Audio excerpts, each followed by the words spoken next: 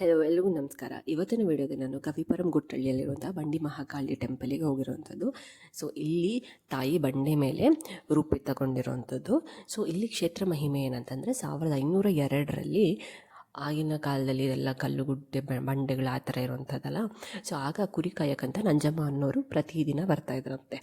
So ಆಗ ಒಂದು ಸರಿ ಏನಾಗುತ್ತೆ ಅಂತಂದರೆ ಒಂದು ಹೆಣ್ಣು ಧ್ವನಿ ಅವರಿಗೆ ಬಂದು ಕೂಗುತ್ತಂತೆ. ಸೊ ಅವ್ರು ಏನು ಅನ್ಕೊತಾರೆ, ಇಲ್ಲಿ ಯಾವುದೋ ಪೋಲಿ ಹುಡುಗರು ಇದರ ಏನೋ ಹೀಯಾಳಿಸ್ತಾ ಇರೋದು ಅಂತ ಸುಮ್ಮನೆ ಆಗ್ತಾರೆ. ಮತ್ತು ಪ್ರತಿ ಸರಿ ಅದೇ ಧ್ವನಿ ಕೇಳ್ತಾರೆ. ಅವಾಗ ಯಾರು ಅಂತ ಕೇಳಿದಾಗ ನಾನು ಮಹಾಕಾಳಿ ಅಂತ ಹೇಳ್ತಾರಂತೆ. ಸೊ ಆಗ ಅವ್ರು ಹೋಗಿ ಗ್ರಾಮಸ್ಥರಿಗೆ ಹೇಳ್ತಾರೆ ಈ ಥರ ಧ್ವನಿ ಬಂತು ಅಂತ. ಆಗ ಅಲ್ಲಿ ಗ್ರಾಮಸ್ಥರೆಲ್ಲ ಬಂದು ನೋಡಿದಾಗ 3 ಅಡಿ ಉದ್ದದ ಬಂಡೆ ಸಿಗುತ್ತೆ. ಅಲ್ಲಿ ಮಹಾಕಾಳಿ 4 ಕೈಯುಳ್ಳಂತಹ ಮಹಾಕಾಳಿಯ ರೂಪ ಆ ಬಂಡೆ ಮೇಲೆ ಸಿಗುತ್ತೆ.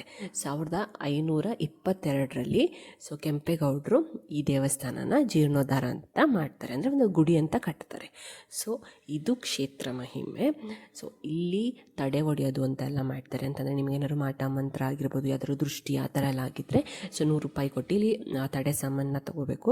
ಸೊ ಅದನ್ನು ತೊಗೊಂಡು ನೀವು ಪೂಜೆ ಮಾಡಿಸ್ಕೊಬೋದು. ಮತ್ತು ಭಾನುವಾರ, ಶುಕ್ರವಾರ, ಮಂಗಳವಾರ, ಅಮಾವಾಸ್ಯೆ ಮತ್ತು ಪೌರ್ಣಮಿ ದಿನ ಬೆಳಗ್ಗೆ 10 ಗಂಟೆಯಿಂದ 2 ಗಂಟೆವರೆಗೆ ನಿಮಗೆ ತಾಯಿಯಿಂದ ಡೈರೆಕ್ಟಾಗಿ ದೇವ್ರ ಹತ್ರನೇ ಬಿಟ್ಟು ತಾಯಿ ಮೇಲಿಂದ ನೀರನ್ನ ನಿಮಗೆ ಬೀಳೋ ಥರ ಅಂತ ಅದೊಂದು ಮಾಡ್ತಾರೆ. ಸೊ ಬಂಡಿ ಮಹಾಕಾಳಮ್ಮನ ಆಶೀರ್ವಾದ ಸಿಕ್ಕಾಪಟ್ಟೆ ಒಳ್ಳೆಯದಾಗಿದೆ. ಸೊ ಸುಮಾರು ಜನ, ನಿಮಗೆ ಯಾರಾದರೂ ಕೇಳಿ ಬಂಡಿ ಮಹಾಕಾಳಮ್ಮಗೆ ಹೋಗಿ ಬನ್ನಿ, ಅಲ್ಲಿ ನಿಮ್ಗೆ ಏನೇ ಕಷ್ಟ ಇದ್ರೂ ನಿವಾರಣೆ ಆಗುತ್ತೆ ಅಂತ ಹೇಳ್ತಾರೆ. ಸೊ ಅಷ್ಟು ಪವರ್ಫುಲ್ ದೇವರು ಇದು. ಸೊ ಒಂಥರ ಸಿಕ್ಕಾಪಟ್ಟೆ ಒಂಥರ ಶಾಂತ ರೂಪಿಣಿ ಇದು. ಸೊ ಮಹಾಕಾಳಿ ಅಂತ ಬಂದರೆ ಯಾವಾಗಲೂ ಉಗ್ರ ರೂಪ ಅನ್ನೋದಿರುತ್ತೆ. ಸೊ ಬಟ್ ಇಲ್ಲಿ ಯಾವಾಗಲೂ ಅದು ಸೌಮ್ಯ ರೂಪದಲ್ಲಿರುವಂಥದ್ದು, ಯಾವಾಗಲೂ ನಗುಮುಖ ಅಂತ ಇರುವಂತಹ ದೇವ್ರದ್ದು. ಸೊ ನಿಮ್ಮ ಲೈಫಲ್ಲಿ ಏನಾದರೂ ನೆಗೆಟಿವ್ ಎನರ್ಜಿ ಅಂತ ಇದೆ, ದಯವಿಟ್ಟು ಟೆಂಪಲಿಗೆ ಹೋಗಿ ಬನ್ನಿ. ಸೊ ಇಲ್ಲಿ ಗರ್ಭಗುಡಿಯಲ್ಲಿ ಫೋಟೋಸ್ ತೆಗಿಯೋ ಹಾಗಿಲ್ಲ. ಸೊ ನಾನು ಇನ್ಸ್ಟಾಗ್ರಾಮ್ ಪೇಜಿಂದ ನಿಮಗೋಸ್ಕರ ಫೋಟೋಸ್ನ ತೆಗ್ದು ಇಲ್ಲಿ ವೀಡಿಯೋಸಲ್ಲಿ ಹಾಕಿದ್ದೀನಿ. ಸೊ ನೋಡಿ ದೇವರ ಆಶೀರ್ವಾದ ಪಡ್ಕೊಳ್ಳಿ ಅಂತ ಹೇಳ್ತಾ ಸೊ ನಾನು ವಿಡಿಯೋನ ಮುಗಿಸ್ತಾ ಇದ್ದೀನಿ.